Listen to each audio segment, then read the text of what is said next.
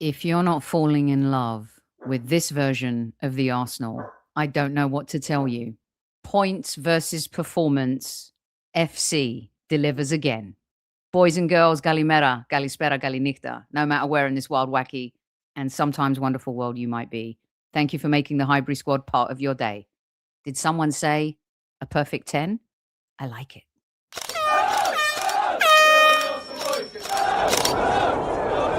Mind the gap between the train and the platform.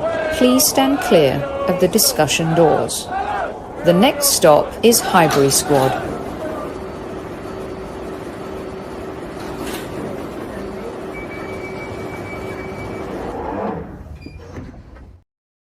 Well, all it took was a 16-year-old and the shittiest striker that Arsenal have ever had, apparently, in their history. Boys and girls, super subs are my favorite kind of subs. I don't mind a meatball every now and again, or an Italian, but let me tell you, a super sub is delicious. Oof, especially when it has a little mayo and a little mustard and something a little spicy involved as well.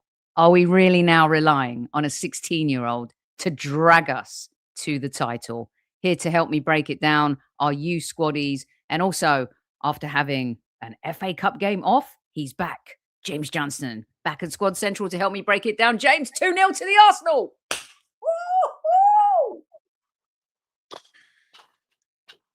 Evlogidos ninguém. Oh, God, this could have been 2 different podcasts, but my word, am I glad it's the one that we're going to have now.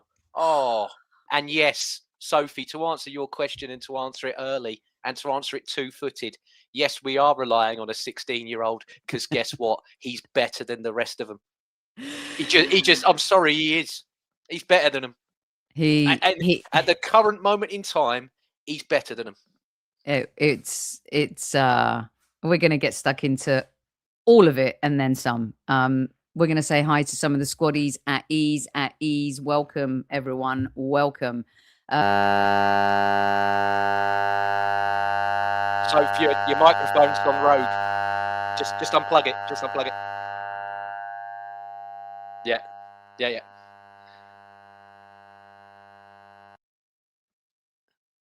Oh, I am here. I'm here by myself. Yes, guys, good to see you all. Hopefully, Sophie can fix this and come back ASAP because I can't highlight your comments or anything. But yeah, what a game! What a game, eh? Completely flipped on its head. And oh, you're back. Help me. Help me.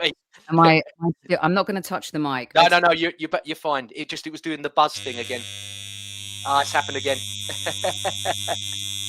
Yeah, it's doing it again. Yeah.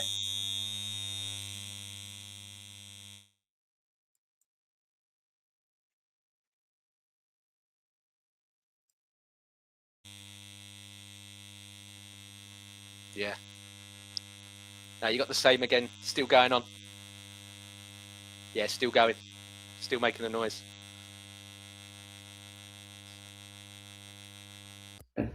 Right, can you hear me now? Yeah, you might have to go old school. Hold on 1 second. I need to change my output.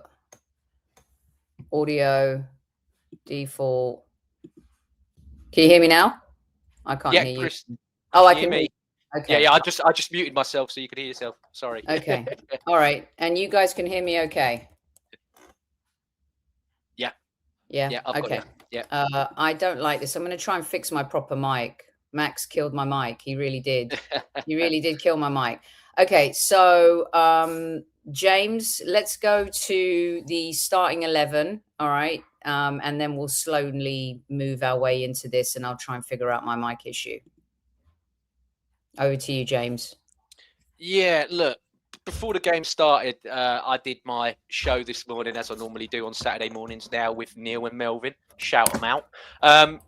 And we discussed the lineup, and we both said about, Timber, Zubimendi, the amount of games he's playing, even Saka after the game that he had midweek. And we wanted to see more changes than we got. We all predicted that Calafiori and Havertz were going to come in. But, yeah, when that lineup was announced, I weren't over the moon per se with it. due to the amount of times that certain players have been playing. And I thought, look, if there's a time to rotate, and I know it's Everton, I know they've got the second best away record in the league next to us, but I thought you can't rotate next week because that's your Champions League. You know, it's 1-1. You've got to go full whack for that. Then you've got a cup final. So if there was a game to rotate, and I know it's serious because we've gone 10 points clear and what have you, this was the one to do it in. But, you know, at the end of the day, the players that were there, that did start, didn't fulfill what they should have done.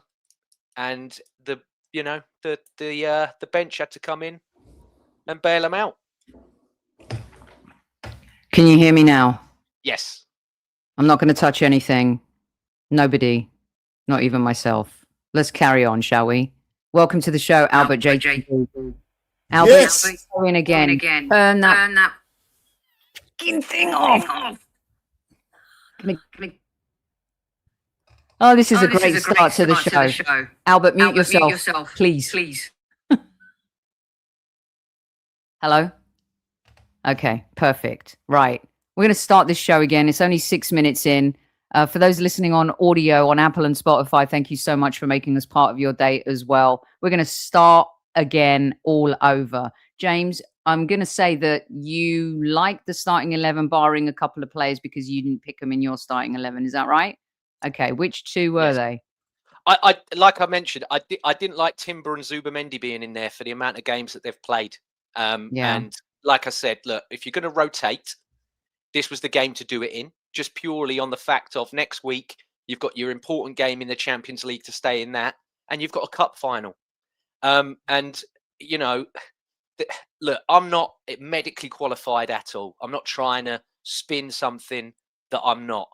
But the acute chronic workload ratio, as the medics like to call it for these players, especially Timber, is ridiculously too high. So if you're looking at the average of what he's been doing, he normally does 3 full 90s a week, give or take, at the moment, Timber. And I'm looking at it there, and you're like, he's due a muscular injury again. He's due one because of the amount that he's playing, and that's exactly what happened. I'm like, Mosquera obviously come on for him, but you had Ben White there who clearly has fallen out of favour and it looks as though he's probably leaving, so that might be another reason why he's not being played, because he's looking for the future, not for what's in the present. But yeah, I was a bit gutted because I was like, someone is going to get an injury here because of the amount that you're playing. And if you look at Zubamendi, and again, it happened today, Sophie, and thank God he got taken off when he did get taken off, where he's played so much, and he used to play in Spain, and he's had a winter break. The guy's legs, the guy's energy is waning. He's not making nowhere near as many penetrative passes as he did at the start of the season. And his tendency is to go safe, to either go short or go sideways. Now, I'm not trying to diminish him as a player. I think he's been an absolute... If you don't see the lift that Zubamendi's given us from when we've signed him, then you're blinkered. But Rice and Eze, especially, are having to come so deep to cover for him because he can't handle his defensive duties currently because his legs are shot. And I'm like, there's a warning there with him. I'm like, you need to fix this up because he's gonna go just like Timber did today. Yeah, Timber off it again today, and I think you bring up a really good point. You know, Timber looked like he could use a rest. Mosquera comes in. We'll find out soon enough how you guys thought he did when he came into the game. And you know, Norgard, not even Albert, making it into the match day squad, which is shocking, really, considering the options in midfield. What did you make of the starting 11 real quick, and we'll move into the juicy stuff, Albert? Yeah, I would have personally liked to have seen probably Ben White start, but that didn't happen, obviously. And the other change, well, not even change, but when I saw that Madueke and Saka was starting, I knew what was going to happen in terms of the shape of the team, which for me is detrimental to Madueke more than it is Saka. And we saw that during the course of the game. So, yeah, no Norgard on the bench, which was surprising. But we moved Sophie as we went into the game.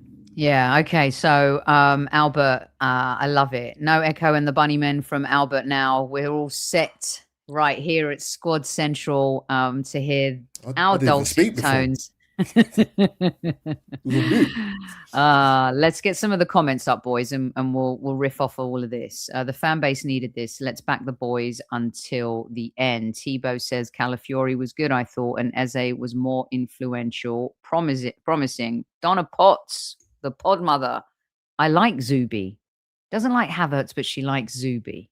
Where's Bird? I blinking well sobbed at the end. So relieved and so pleased for the lads too. Dell, how shite was that ref? We'll talk about him briefly. K Marlon says Zubimendi makes us look terrible in midfield. It's not even about workload. He's just weak. Brian Weiler says DOWMAN. What a young player we have here. Generational talent. Hope he's protected by Arsenal. Come on, you Gunners. And let's get a few more here. Anne says Zubimendi's dreadful, makes no contribution. Jonathan says, I sat here, I can't move. I'm so happy. Goosebumps. I'm emotional. We're so close. Kevin Harold says, James is right. Max on the pitch for 20 minutes and changes the game. Saka has 70 minutes and ineffective. Donna Potts, Max Wowman. Lots of love for DOWMAN. Sir Antonius, I hope we have figured out why your comments are getting blocked on YouTube. I literally have nobody blocked other than Newman sometimes. So I'm not quite sure how this is happening to you. I hope we've resolved it. I made you an admin too. And I think that's working so far. Josh says, I hope Arsenal protect DOWMAN from media attention this will bring. You can only protect him so much. This is the thing is with DOWMAN too, guys, that Arsenal have to contend with in the Premier League. It's not that just he's one of the brightest, most astounding young stars to come out of any English club, but he's also English. Now, you want to add extra tax onto what that means. Ask Paul Gascoigne, ask Wayne Rooney, ask Michael Owen, because the impact that DOWMAN is having is that. I remember when Wayne Rooney scored that goal against us. I remember Super Kev telling us stories about Wayne Rooney, watching him in training and all this stuff. I remember Michael Owen coming out. The World Cup, I think a lot of us remember.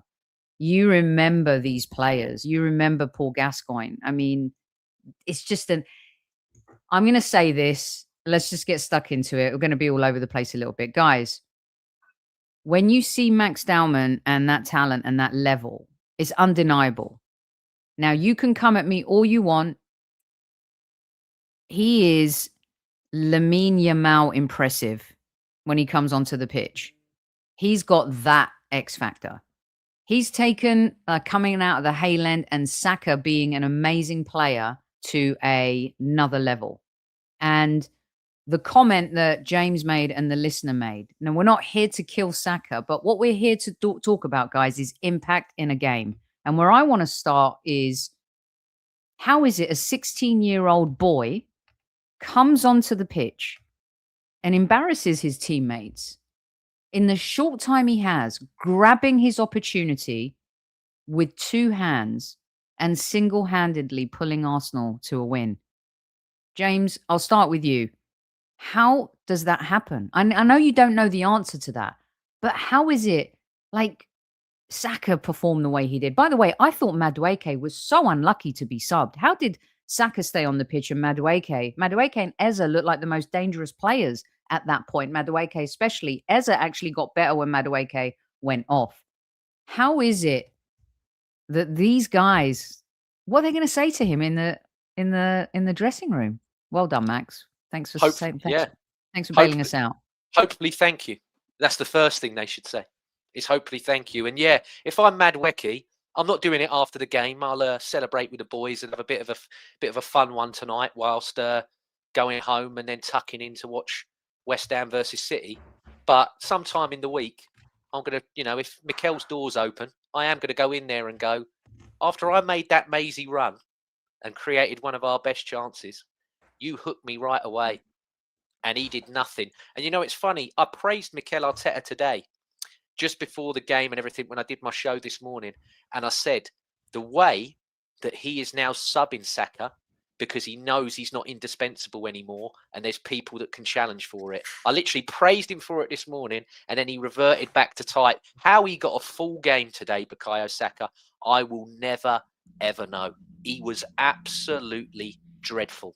I'm sorry, I know people on here, they do not like when you go for Saka, but I can only say what I've seen in front of me. And after Leverkusen in midweek and after this today, he has had two absolute howlers. He is nowhere near the requisite level that we need. I said it time and time again, Sophie, when we are chasing trophies to the extent that we are, no one can be carried. Regardless of what name is on the back of the shirt, not a single player can be carried. And he was being carried today. He was being carried. He got carried by a 16-year-old boy. And that says everything. Yeah. Albert, is it fair for us to, after, it's so weird because I think we were all prepared to come into the post-game show through our conversations on WhatsApp, thinking that it was going to be 2 points dropped at home. So the attitude now, the conversation, this is why I feel for beat writers, reporters that actually have to write an article, because they had their piece written and Arsenal messed them up, because now they've got to change their headline. They've got to change their narrative. Maybe not the narrative, but definitely the crux of it. Is it fair for us, Albert, to be sitting here and criticizing, or should we kind of switch gears the way our mentor did, knowing we've got to come and do a show that, oh my God, we got 3 points? Like, at what point in this season do we stop saying Saka isn't great, Zubimendi's dropped off, Timber's dropped off, to we got 3 points? Well, I worry more about what I'm going to write about Saka tomorrow morning. No, it's not so much about him for me. Yeah, I don't think he was dreadful. I thought he was poor today, and I would have hooked him off a lot sooner. I said that during when the game was on. I thought some of the sub decisions were a bit tricky, but yeah, it's a balancing act, and I guess it depends what your cup's full as an Arsenal fan when it comes to either performance, getting points, wanting a little bit of a better performance than what you see, as we spoke about in terms of the Bayer Leverkusen game the other day. But I think we're so deep into the season. It's not that you can't critique the players, but Sophie, we've seen over recent days, I think there's a difference between critique and personal. Let's just put it like that. But yeah, I just think we're go on. You know what, Albert? I'll bring some clarity to that. A good friend of the show, LeGrove, who we actually renamed Le Grovel a few weeks ago when GYÖKERES had a blinding game with Havertz, but yesterday he was back to some tricks digging out VIKTOR GYÖKERES, and I just felt like it was more witch hunty than criticism. And then I was reminded how I used to dig out Mikel Arteta. I used to criticize Mikel Arteta. I really did. I was not a fan first 2 seasons. I think you guys will find it hard to go back and find a clip now. Maybe 3 years ago is the last clip where I went postal. However, I never dug him out like that, Albert. No. Online all the time with the minutiae and the data and comparing him to a 19-year-old under 21 coach Ridiculous. At Manchester City or something. Go on. I wanted to give the listeners some context there.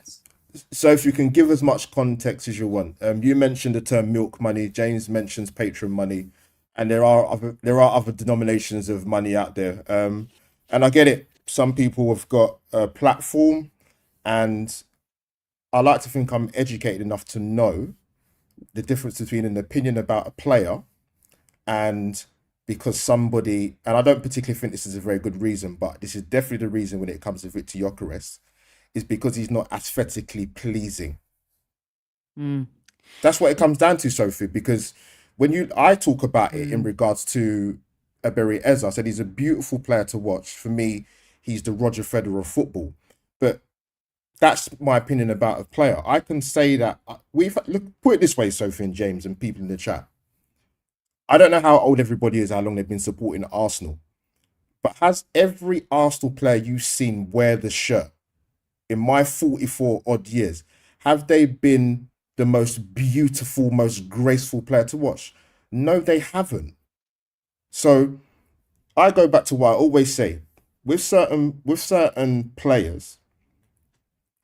If social media was around when the likes of Dennis Bergkamp played for us and Robert Pires, these players would never made it out of Highbury alive. They would not even be welcomed back into the Emirates.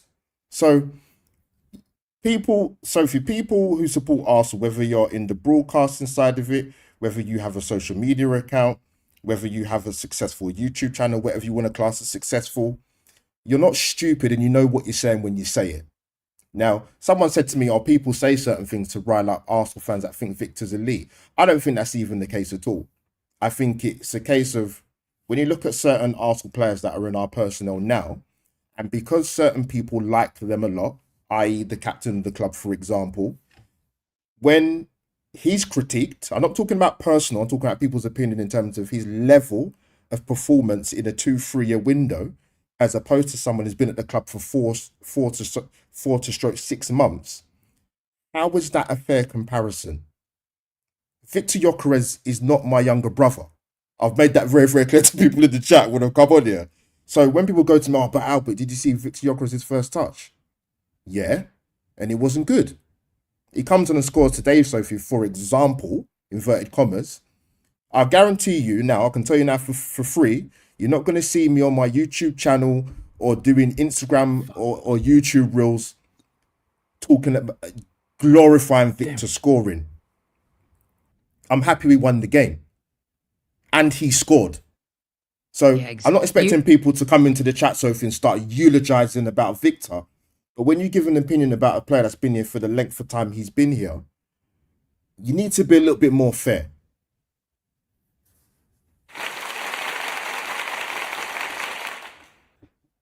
Just to leech on that a sec as well. Yes. He's one goal away from being the highest scoring striker under Mikel Arteta. One.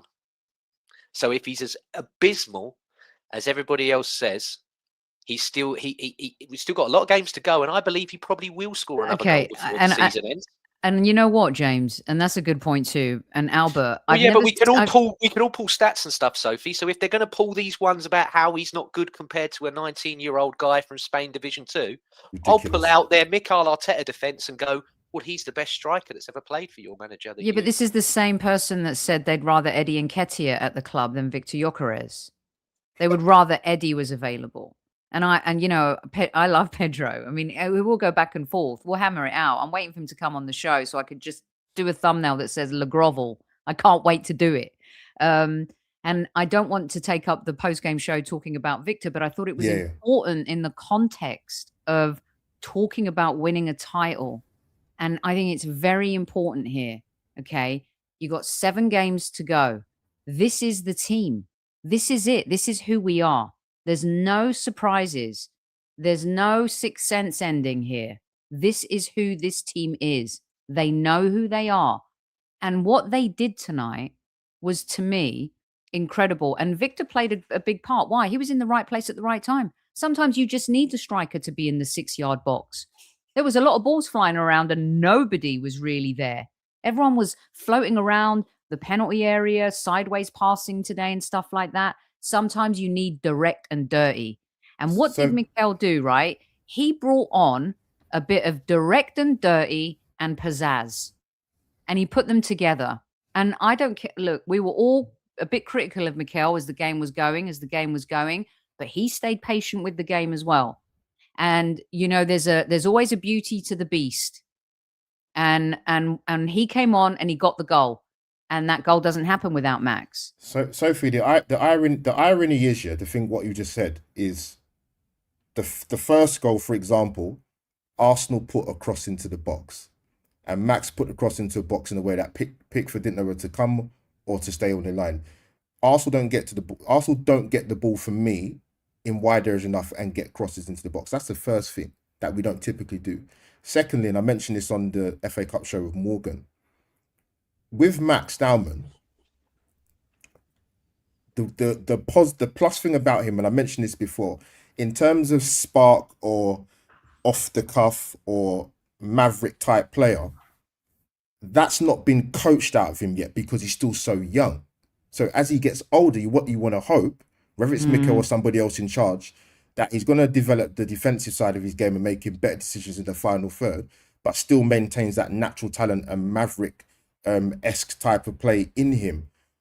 And that's what it works with him so far, and a little bit with Madueke. So despite what we see with the rigid play within our system and how we play under Mikel, with those two examples, which I wouldn't say typically fall into the Mikel guys, that's why we got the points today.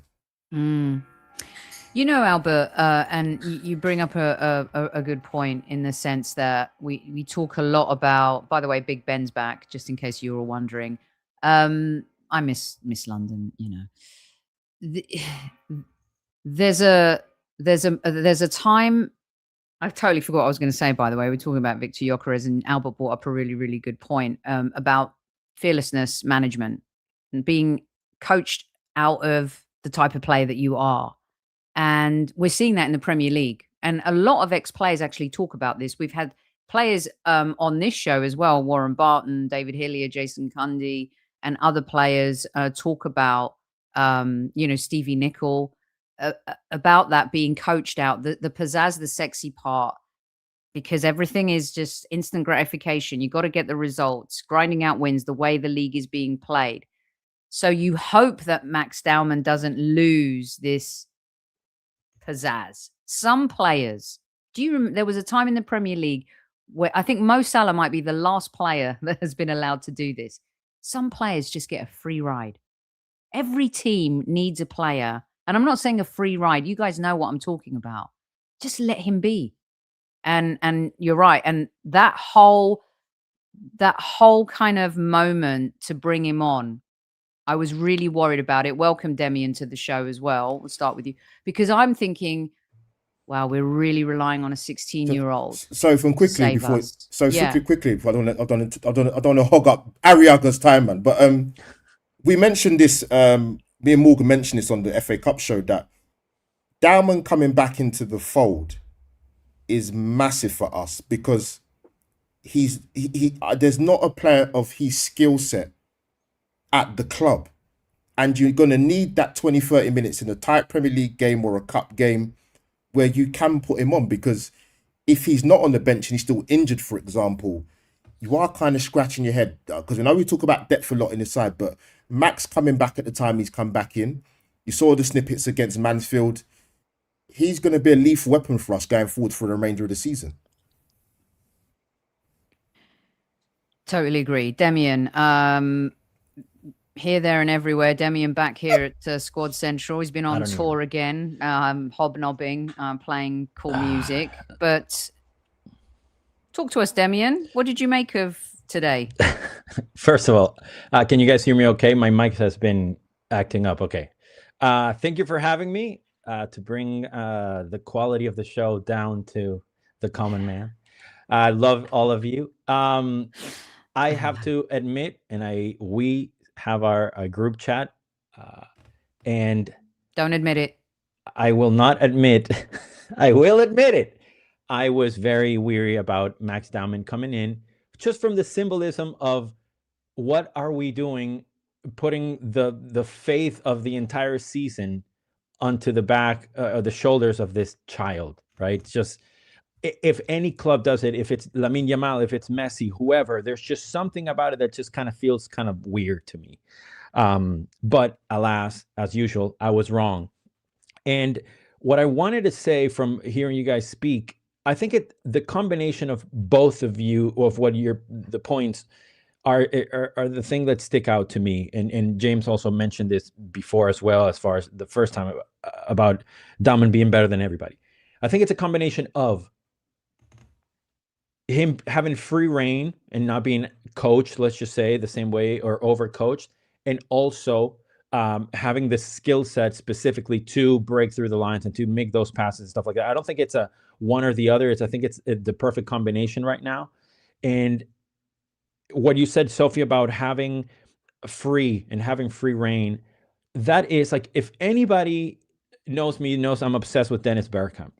If any and all of you would read Dennis Bergkamp's biography, you would hear how essentially him and Cruyff and Van Gaal, actually, but they developed the number 10 role, the 9.5 role, and he was free. Yes, he had a pocket, but he was free. He was never told what to do. Cruyff didn't tell him what to do. Arsene Wenger never told him what to do. None of the coaches, Leo Benhacker, none of the coaches that he worked for ever told him what to do. Obviously, he's a generational talent, but there's no reason why Max Dman can't be, or Bukayo Saka, or whoever. So that is what worries me, is the now, how long until, if it's Arteta or whomever, they make him be like Saka, whatever that means, take that with a grain of salt. So that is my worry. Like, okay, great. How long is this going to last? How long are we really going to have that? Which manager is going to allow for his true development in a way where we enhance his skill set, like Albert was saying? And that's what you need. You need to exploit whatever they're better at. Sometimes, obviously, it's all relative. And that's kind of like my concern, if you want to call it that. But obviously, I'll take the win. I'm really, really excited. I'm really happy. And if we win every game from now on like this, I'll be happier than if we won them 6-0. I don't care. So very well summarized, Demian, for you. From John Bayan here. Good evening, Sophie and lads. Please, for the rest of the campaign, I don't want to hear from anyone calling Mikel either cowardly or defensive, because he wants to win worse than any of us. I said this on a show a couple of months ago. And I also went on another show and I said, Mikel's got aura, and I got killed, right? I got absolutely shredded. I don't care. He showed some archidia today. The biggest archidia you've ever seen. Which animal has the biggest archidia? Is it a cow? Hincapié. Is it an Hincapié? Hincapié got an assist from his. That's all I'm saying. Hold on. How is he a Malaga, by the way? He's not a Malaga. And how is he cowardly? How is he cowardly? How is he cowardly bringing on a 16-year-old and VIKTOR GYÖKERES? Go on, Albert. So I was going to say, that comment from, was it John? Was it? When the minute I read the comment, I thought, I'm waiting for the next batch of comments to come in afterwards, man. Calm. So wait, now I got to be calm. Why? Because I'm talking about archidia. I mean, most of you in the chat are men, aren't you? We can't talk about balls. It's really important to talk about your balls, by the way, and you should check them often as well. And I think some of the Arsenal players tonight need to check their archidia in the mirror. I was checking mine for 88 minutes of the game. That's all I could do. Scratch my balls. It was boring. My God. So if you know when they say, I think we've said it at different points in the season. I might even have said it. I saw someone dig it out of the archives, but people sometimes say like Mikel's kind of calmed down a bit on the touch. I'm like, when I watch it, there are games when I see him, like when there was an incident when a free kick got given against Eza. I thought he was gonna come onto the pitch and clock the referee. Do you know that today was the first day that he was like old Mikel? The jacket was off. And a little bit. I messaged before he made the Victor DOWMAN sub, and Eza had a couple of really good chances. It was around the 73rd minute mark. I thought for the first time this season, he looks a little bit lost. Just for a split second, because Eza was shooting, Saka was passing badly. He had already had Havertz on. The guy's supposed to be able to keep the ball. There's no Odegaard. Zubimendi's having a bad day. Timber's injured. He's had to come off.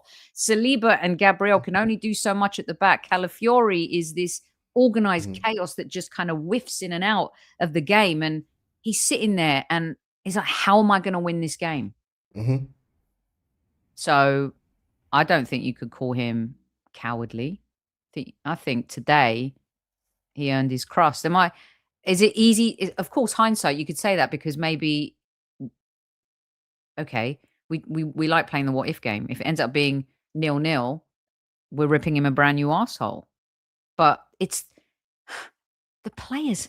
When are some of these players actually going to show up, guys? Step in, anyone. Who wants to take this one? When are some of these other players actually going to show up for Mikel? Yeah, so I'm glad you brought that up because I just see a comment in the chat as well, and I agree with it. We've watched Arsenal play a lot this season. I'd say especially more so. I'm aiming at the Premier League campaign when we're in possession of the ball. I mean, the best examples I can use is sometimes it's not when I watch. It's not just whether we move the ball quickly. It's about just moving it forward. I mean, Sophie, I sent you the clip the other night. We played Leverkusen. And Martinelli was losing his rag because he's pulled wide to the left of the touchline. There was about 3 or 4 occasions where Zubimendi just played that ball simply. And I'm going to say this, I think when this happens a lot, and it's the game we played Manchester United at home, and before we conceded the goal to make it 1-1, and that shouldn't have happened. And if you remember the play before, Zubimendi's got an easy forward pass to Declan Rice to go forward, and he recycle it backwards, and within about 10 seconds later, we concede the goal. There's too many times when we're so risk adverse to even move the ball from the centre-back position or in our defensive third. And I mentioned this the other day to you, Sophie. I think transitionally-wise in the league, I think we're one of the poorest. We have become, it feels like this season, definitely poor in transition. Because I said to you, because I said to you, for example, when we did the show the other night, you think of a handful of games this season where Arsenal had that, where we had that breakaway in Leverkusen the other night, and Martinelli hits a crossbar. I can't think of a load of games where Arsenal transitioned that well and have scored. I can think of plenty of times when we've recycled the ball in our own half. So, well, today with Max Dman, a when you think of it, you think of a Martinelli. Is it a transition or is it a counter? Do you know what I mean? Like Martinelli's goal, for example, against City, is that a transition or is that a counter? Dowman's, is it a transition or a counter, guys? What is it? Yeah. I'll let James come in when I finish, or Demian, but I just think when I watch us play, I think the 2 points where we don't move the ball, I wouldn't even necessarily we move it quicker, Soph. In terms of moving the ball forward, I think the 2 players that are guilty of doing that this season, for me, are Rice and Zubi. So I wanted to talk to you guys about this, lobbing this one out there. James, you can jump in here and then we'll swing to Demian. Is the issue with midfield. So many of the squaddies in the comments, and for those listening on audio, I'm sure a lot of you will agree with this, but they're complimenting our centre-backs for their transition play, their passing, what they're trying to do to move the ball forward. And they've been playing. They played high up, I thought, today. That was very risky against an Everton team that have the ability to hurt you on the counter. But I thought they managed, as squeaky bum as it felt with the shot that rocked the crossbar, the save from David Raya, which, by the way, he had a couple of those today again. But this is a moment. You talk about moments in games. The Calafiori scorpion kick defensive play was so instinctive and so beautiful and perfect that these moments, James, these moments also help define, as much as Max was brilliant today, that moment from Calafiori was X-Men movie-like. Yeah, no, it's a great point. And he's one of the few players that I think would try something like that as well. I don't know anyone else that we've got in the team that's slightly unconventional like that to do something like that. He reminded me of, what's the Colombian goalkeeper? Is it Valderrama? Is it Valderrama? I believe. No, it's Higuita. It's Higuita. Valderrama Yes. was the Higuita, captain. Valderrama was the crazy captain. Beautiful right? hair. Yeah, beautiful hair. Beautiful hair. That guy was That's probably why I remembered him. Beautiful hair. That's why he was in my mind. Yeah, that's why. That guy was a crazy son of a bitch. It took me to that save he made, that outrageous penalty save that he made all those years ago. For you young kids that haven't seen it, just Google penalty save Colombian goalkeeper and it will come up. It's at Wembley, wasn't it? Yeah. England. It was crazy. So Yeah, an amazing scorpion kick, Demian. You know, just Giroud-esque, but in defense. There's pretty sexy stuff from Cali. That was, I admittedly didn't watch most of the game because I was driving to the airport. However, the few moments that I was See, in that's what I didn't traffic, want you to admit, because then now you've opened yourself up. but it's I okay. warned James a few weeks ago. I warned Albert last week about something, and now Demian, Listen. I am warned. Mama Bear is warning you too. You Be are prepared. the queen, and I listen and I follow instructions as best as possible. However, I've been very political and I've kept my things very have. general. Yes, you have. Right? It's true. But that was one of the plays that I actually watched. I actually watched both of the goals. I was stuck in a red light, and my wife showed me the phone while it was happening. So it was amazing. And like you said, moments are the collection. You know, life is a collection of moments, and same will be with this season. And going to your point about midfield, I would like to think that it would be good to have. Obviously, I would love to see Norgard played more often. I really like him and I rate him as a player. I think it could be more dynamic. But I also would have liked to see Jurriën Timber play there. He's played there for the Dutch a couple of occasions, and he's just such an all-around player. But as James was talking about, the overload of his minutes and him being overplayed so much, then now we can't even experiment with that, where perhaps in a different type of season or more rotation or whatever, it could have been, So that, I think the solution, if anything, could have been more Norgard and a little bit more Timber. But again, I don't think that's going to happen anytime soon. Well, also because Timber's already run ragged. You had Lewis Skelly on the bench, but there's certain players you're like, man, is Benjamin White going to get a game? Yeah, like what are they? What like Mosquera coming on before Benjamin White now at right back? Like that's the new. But I think also, and I'm super curious to know what you guys think. And I know you spoke about Madueke before. Like we say, like, what does X player have to do to get a start? Well, what does X player have to do to not get subbed?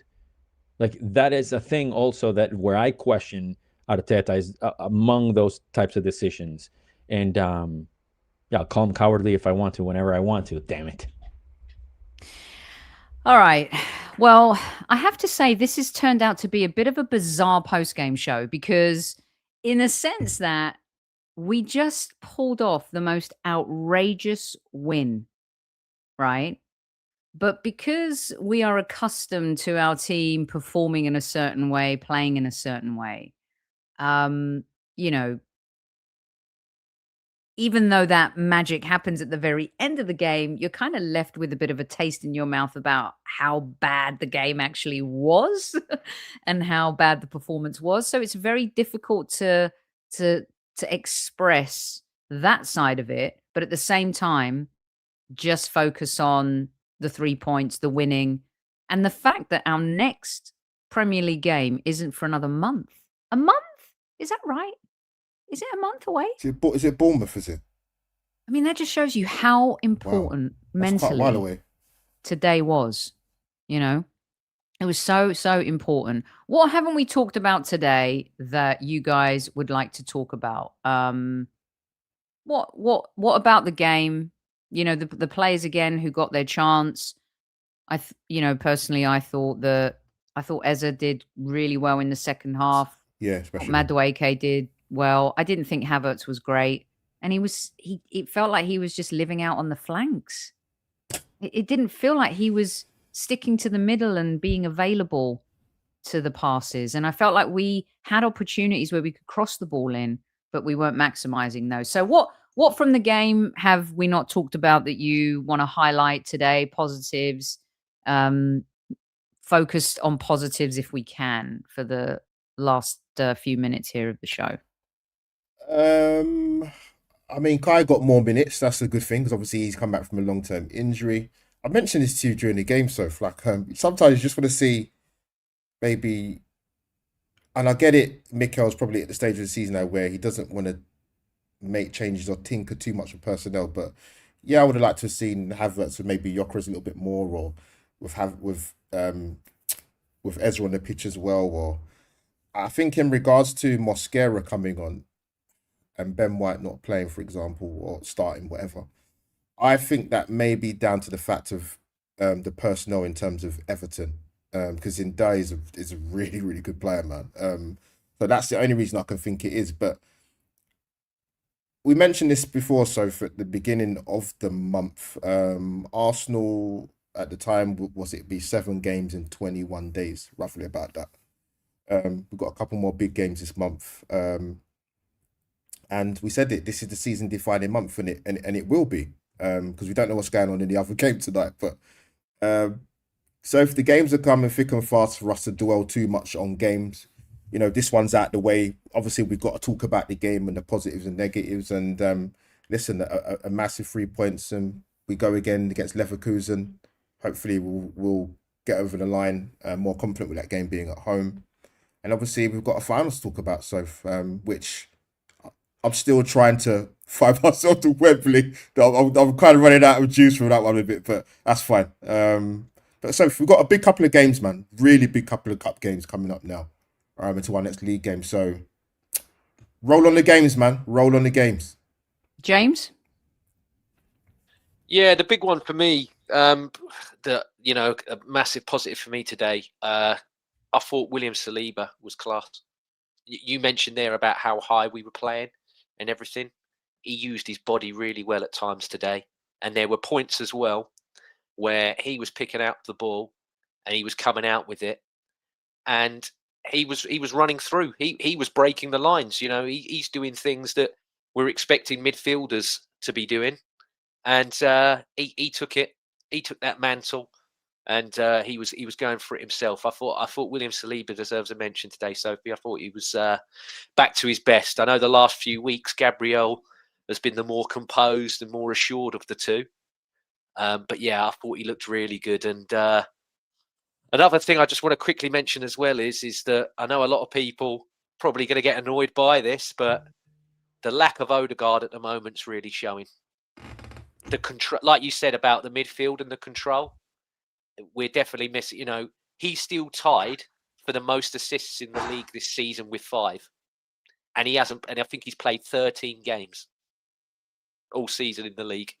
And he's still one of our top assisters. So until that level goes up from somebody, like we've mentioned, because that's what we need to, you know, I don't know how many times we have to keep saying it. Someone has to really step up here. And we might have seen it today.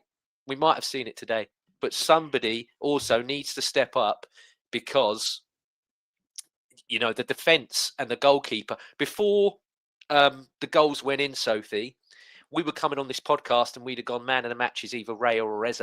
And I think you might have edged it to Raya.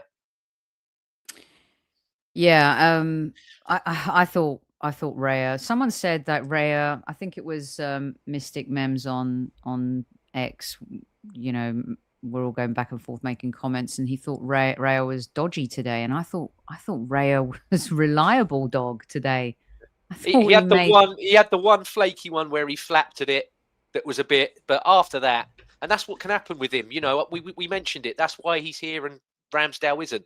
He can have one shaky moment, but then for the rest of the game, he's solid. Whereas with Ramsdale back in the day, he had one shaky moment. He then has 2, he then has 3, he then has 4. This guy can pick himself up and keep going.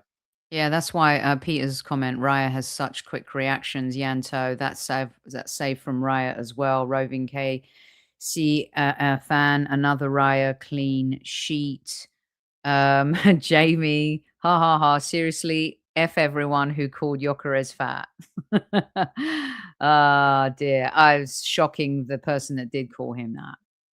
You know, you're talking about a top journalist and broadcaster there supposedly calling VIKTOR Gyökeres fat. That's embarrassing. I don't know who done that, but I think I might know who it was. I'm not too sure. I've not seen it for a while, actually. Demian, any other comments from you today about this? Before I feel you're getting nervous. Closing epic statement. I was going to mention something about VIKTOR Gyökeres, and I will not mention the fat thing because it's an absolute disgrace. I will say that I'm overwhelmingly happy. I'm ecstatic with the team. I'm ecstatic with the players. I love every single player as much as Odegaard's not having the best season. Saka's not. I love all these players, like legitimately love them, and I'm happy for them, and I'm happy for them to be at the club.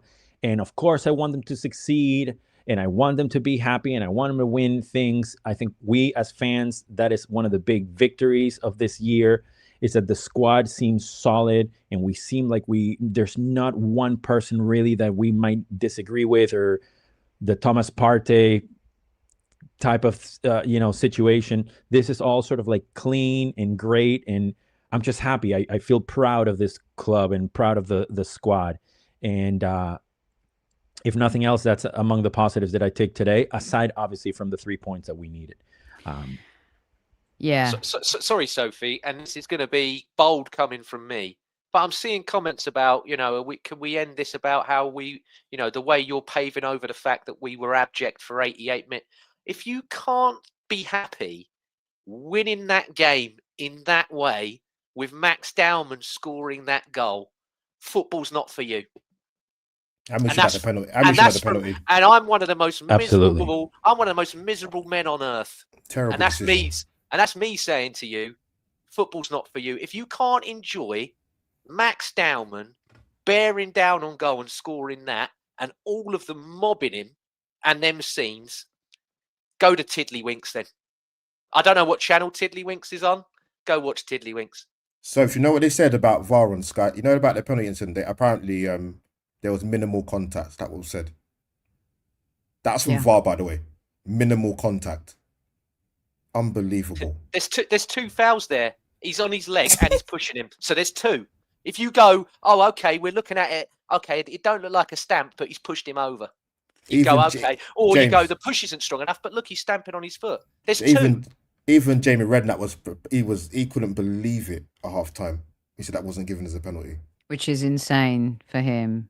Yeah, I mean, this is crazy. We're showing the image right now for those listening on audio of the foul on Kai Havertz.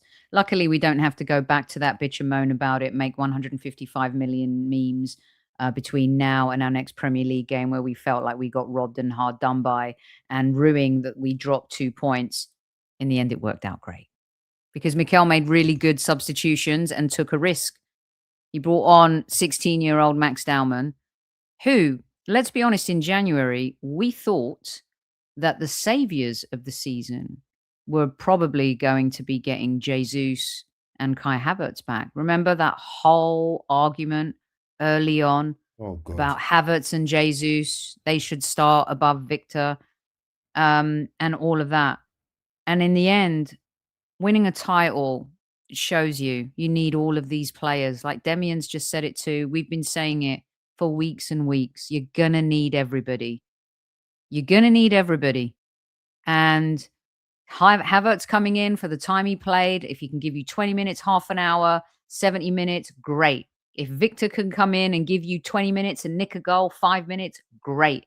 If Max Dman can come in and be a super sub for 22 minutes and help you win a game, absolutely fantastic, great. If Madueke can come in and Eze and substitute for Martinelli and Trossard and Odegaard and win you a game, absolutely great.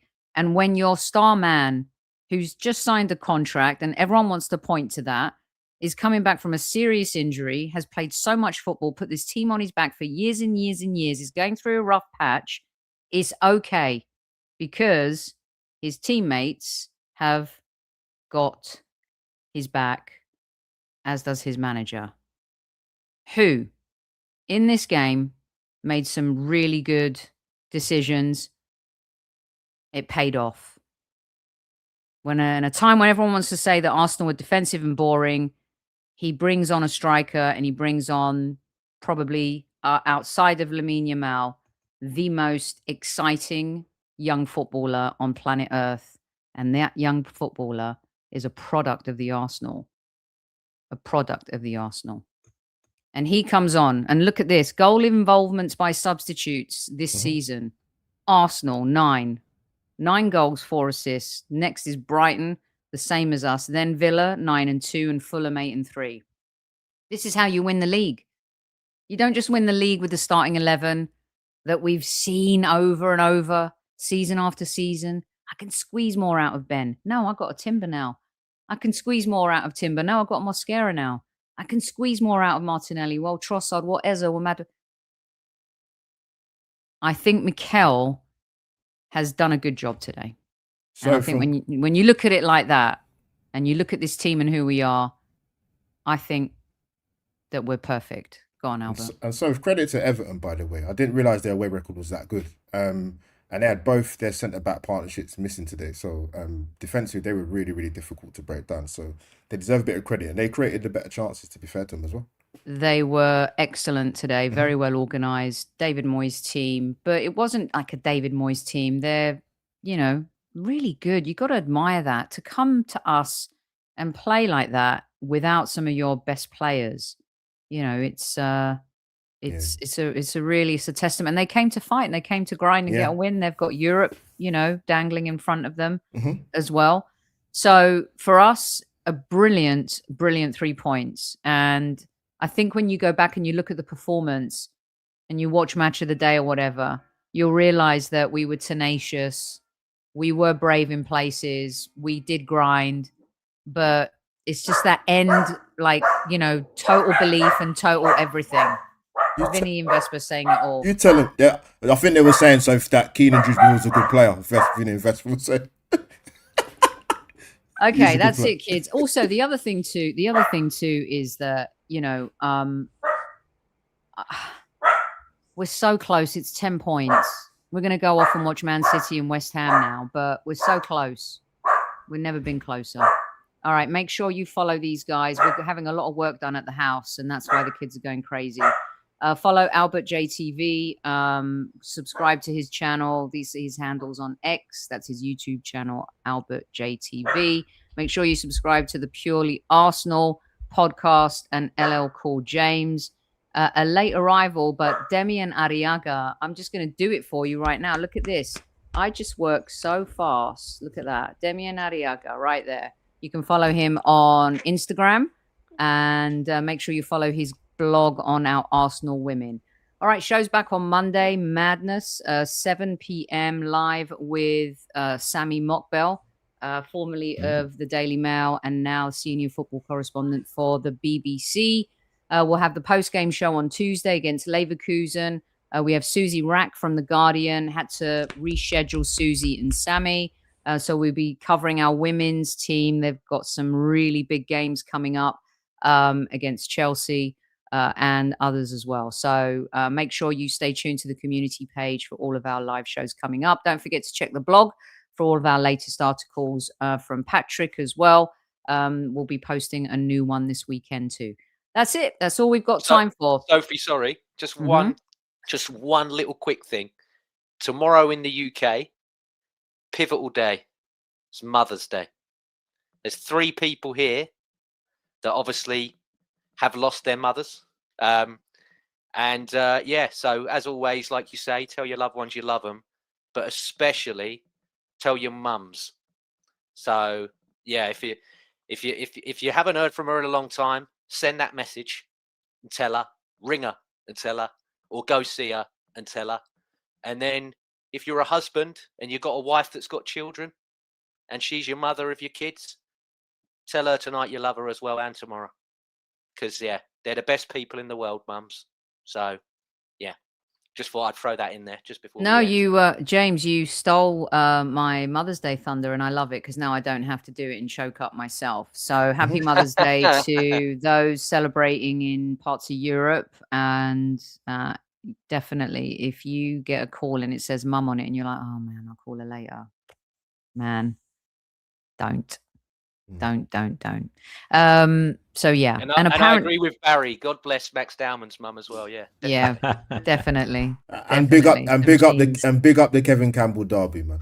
So that's how. Well done, boys, for bringing up. Listen, I don't even know why I bother showing up. I mean, you guys could just take over. It's great. You left me on my own earlier. I was screwed. It's harder than it looks. I can't do it on my own. You know this. It's harder than it looks, isn't it? So I exchanged messages with Super Kev's sister this morning, and she was excited on her way to the Emirates.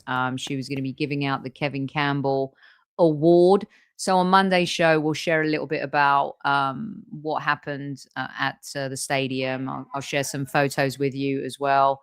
And yeah, she was really looking forward to it. Everton and Arsenal keeping the legacy alive, the Kevin Campbell Foundation. There's a piece on them in today's match day program, which I'm sure you'll be able to find somewhere with a fellow Gooner to read. So West Ham just equalised. We're leaving. We love you. The Arsenal are 10 points clear at the top of the Premier League table. You may not have realised that about 20 minutes into the show. We hope it got a little bit hot for you. Stick with it. It gets better as it goes. Mavropanos with his big Arcadia scoring for West Ham. Bame! Hammers! Opa!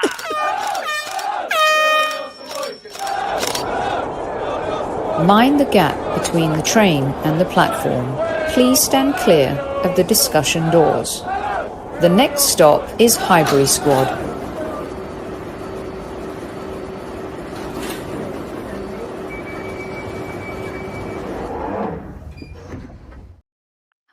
Who said it's a great show? Thanks. The one. Well done.